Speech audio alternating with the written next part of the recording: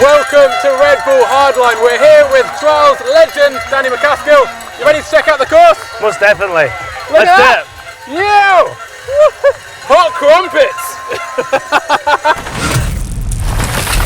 So we've just taken up halfway up the track to the step up, which is, I mean, it's in my books a sizable feature.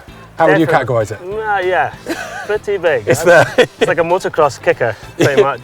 No, I imagine, in your videos, you're not only fully, creating the stuff, building it, but you're also guinea pigging it.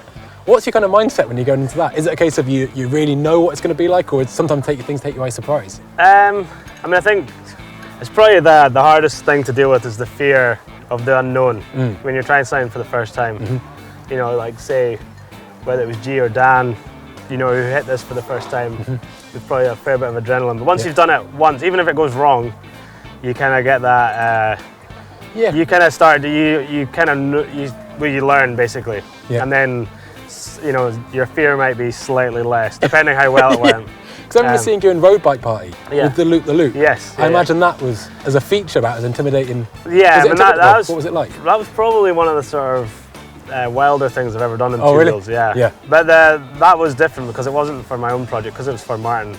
I had a different mindset. Oh, did you? My self-preservation was out the window. I was like, But you turn up to somewhere and certain location, and my feeling is that I know I'm going to do that trick that day. Weather permitting generally, or I'll give it my best shot. But then you've kind of got to go through this annoying process of dealing with the fear of it. But do you ever build something and go, actually, you know what? Maybe it isn't on, and walk away, or is that still that kind of desire to just do everything? Nah, I would say 98% of the things that we've built have worked within reason. I think as a rider, especially if you've been riding for many years, you kind of know what's on and what's not. It's like when they were building this.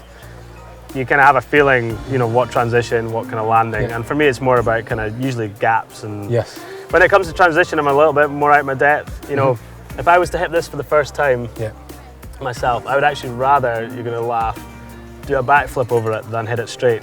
Because I've got no straight line skills. Yeah. I mean, I don't really have a natural whip in me. I don't really know which way I hit, because I never ride. We don't really have many jumps in Scotland. Yes, but it's probably just tech trails or street. Whereas when you do a backflip, it's basically like getting to do a dead sailor, except so there's no style involved. It's a backflip. You're going upside down, and it gets rid of the whole middle part because you're rotating. You don't have this sort of horrible stiffening up, overshooting. It's not until you come round you can see your landing. You can either speed it up or open out, and I suppose it's got quite a lot of kind of margin for error. Puts it in perspective here, that is a hell of a shoot. Yeah, it is indeed. And the roots and the rocks are getting very greasy. I'll scrub them off for them a wee bit, dry them off. Because you're not tempted to crack out a downhill bike sometimes? I've not ridden one since 2011. The last time actually was it was Dan Atkinson's downhill bike back then, and I was going to do a race with G. Are you supposed to race down this stuff? It's one. I mean, I can imagine riding it, but it's a different kettle of fish when you're racing it. It is, eh? Well, if I was to ride it myself, I would just ride the main line. Yeah. I'm not really one for fancy. If I could, I'm kind of pretty loose, and I'm not I've never been a racer, so I kind of just do what other people do in front of me, or just do what.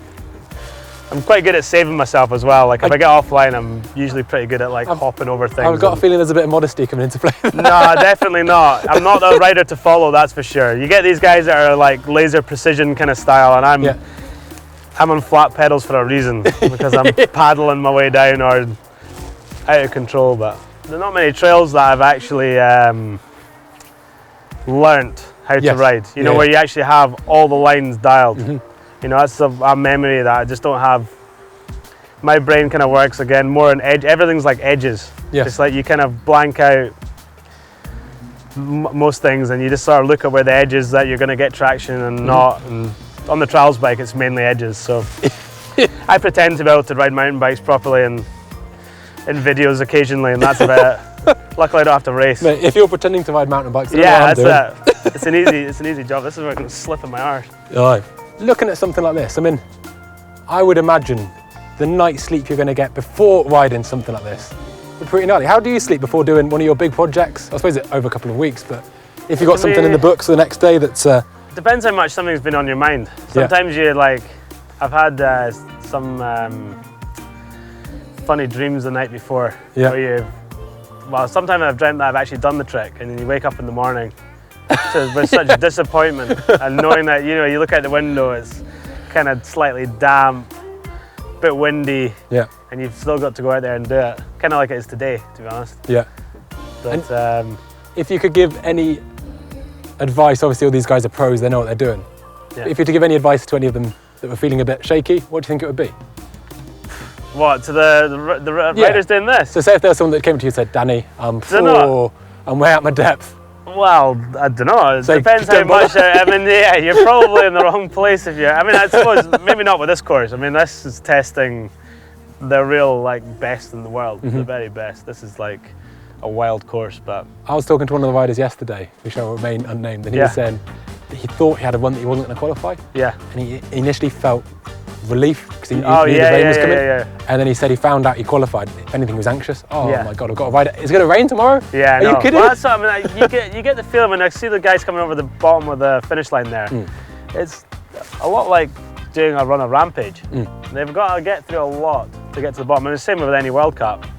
But still, this has got, I mean, stuff like this is pretty horrendous. And especially on a greasy day like today. I don't fancy it much. I think it's funny when you're walking down stuff and you think it's impossible on your feet. You know, it's quite often when you're walking up Walker's Path or whatever you're going riding, and you, especially if you haven't ridden it before, you think, wow, that looks almost impossible. But once you come up to the feature again on the bike, you suddenly pass things that you thought were going to be a trouble, like it was nothing. But that is, I think it's quite the feature up there. I think it's credit to the Athens for building it. They were actually like, oh yeah, there'll be a way down that. Oh, just give me a afternoon and a shovel. And it will be a mountain. Exactly. Pretty incredible.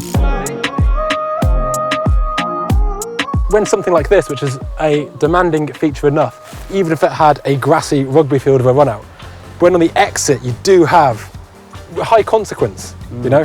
Does that, do you factor in that? Are you kind of rolling a risk assessment, or are you just thinking, don't even worry about that? Yeah, for sure. I mean, I think it's different when you kind of, on downhill, you definitely have, these guys will have a much more sort of tunnel vision approach. They know their line, they'll have assessed the risks here, but they're not worrying about that. You're just concentrating on getting your lines right, and you know, don't have to worry about this if you're not going into it. But I definitely, I mean, I take a lot of that stuff into consideration for sure. It's cool seeing photos, like say the relatability of some of the size of the features in this course. It's cool seeing like people standing under the road gap. It really gives you, I mean, you know, sometimes it can be hard to kind of get for the general public to get a scale of say a course like this. Because I'm lucky with the videos, I can kind of ride in the streets or ride in things that kind of, you know, if somebody's never seen any kind of biking at all, they can understand that a car is a car, a phone box is a phone box. Yeah, it's true, It's like everyday stuff. That's really true. I've kind of learned to kind of use that to my advantage with the videos. Or pretend to put kids in danger in the trailer, in the back of trailer. That's what I'm having to resort to these days. Pretend? Was it? Well, you know, she was in it trick for of the camera? She was only in the trailer when I was in the backflip. So, you know, we've come off a stellar World Cup downhill season. We've got events like this. G Atherton's back at Rampage. It's kind of cool to see these downhill riders, obviously, who are just, you know, the fastest guys on the planet, but also showcasing the variety of their skills. Do you think it goes the other way? Would you be tempted to, you know, see if you can mix it with these boys? Oh no, no way. There's something no, you don't stand much to gain. That's not what you said. You know, better to let people think I would be fast down here. Than, totally. Now I think it's a really cool time in mountain biking. There's more things. Things kind of go in. I would say in cycles. I mean, G, when did he first do Rampage? But back in like 2010 or something. 10 years ago, so and then there's obviously Brendan as well, Brendan Fairclough, who's been doing like his Death Grip films and everything in between Rampage, everything like that. But I think it's with this kind of modern age of like internet and Instagram, you got all these kind of younger riders coming through, and the course kind of showcases that stuff. It's cool. It does, where you kind of got Chaos, just absolutely ripping it apart. Because they actually look some of the most comfortable on course. Yeah, it's cool. I think it's just like it's cool that people are just having fun. It's not just about the being on the podiums, it's nice to see that kind of side in the mountain biking as well. Whoa! Go on, Eric! Oh, he's always been. Oh, look at that! I love his like movement on a bike. He's so sick. That was insane. Do you think you kind of see yourself, you know, just to imagine something? Yeah, like imagine it all way back home. These actual real big creative endeavours. Do you see yourself kind of maybe a directorial role, maybe getting a nice chair and a clipboard? To be honest, I'd like to kind of do. I mean, I'm good friends with Hans Ray. Yes. He's been doing, you know. Oh, of course, well, he's not slowed down. I mean, he's been doing, you know, he's been a professional rider, riding for some brands for over 30 years, which is pretty amazing. And he's kind of, I mean, he's basically not had a similar, not I'm following in his footsteps, but I mean, he's kind of known how to do stuff that's not just for the course, hitting the mainstream. And there's a lot about storytelling. There's a lot of stories out there, whether it doesn't have to always be the craziest, biggest stuff. It can just be something that people can relate to. So hopefully I can be doing this as a professional rider for a good few years yet. I think you've got a few years left. But I mean, equally, I love looking at different sports, not just mountain biking, especially sports that are very competition focused, where the racers or the climbers or the whatever they are, the athletes are always focused about being on a podium. And then when you're always focused on the podium, you maybe don't sort of see the potential outside of that, you know, with the film side or the, you know, whether it's full-size films or Instagram or whatever.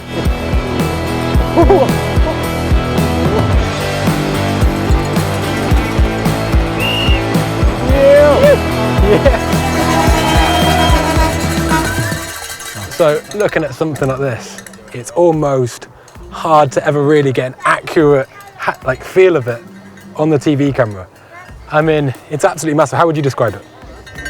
I mean, it looks almost impossible. I mean, if you hadn't seen what I was doing, I mean, you look at the size of the gap. I mean, you could imagine the landing basically almost being at the start of the fire road, but we're obviously going with enough speed to get that far. But it's pretty crazy. I mean, it's hard to get a scale. You maybe see it, I don't know, I mean, what was it, like 25 or 30 feet up? Yeah. And must be about 40 feet out, so. Would you ever be tempted to push something that far? Yeah, I think I could imagine training that to somebody. Yeah? I think so. You sure? Yeah, I think so. They make it look so easy, eh? Yeah, that was a little bit of a case as well, but yeah, I think so. As long as, I mean, if it was someone like G, then, you know, like he's done this loads of times, then. You know you can trust him. Yeah. You know, nice. Maybe one day. So, that's been a pretty interesting insight to the mental aspects and also kind of creativity behind what it is you do. So thank you very much for coming on. No worries. It's been an absolute pleasure putting it there. Now guys, if you liked that, I would thoroughly recommend checking out when you kind of bought a ticket of an absolute death mission or Martin's tandem. Oh, I know. How was that? Terrifying. It's more scary than Hardline, possibly. We talked about maybe taking it on next year. I could go on the back. I think this is rollable. You'll be all right. Yeah, no bother. Awesome. Thanks for watching, guys. Don't forget to like and subscribe, and we'll see you next time. Cheers.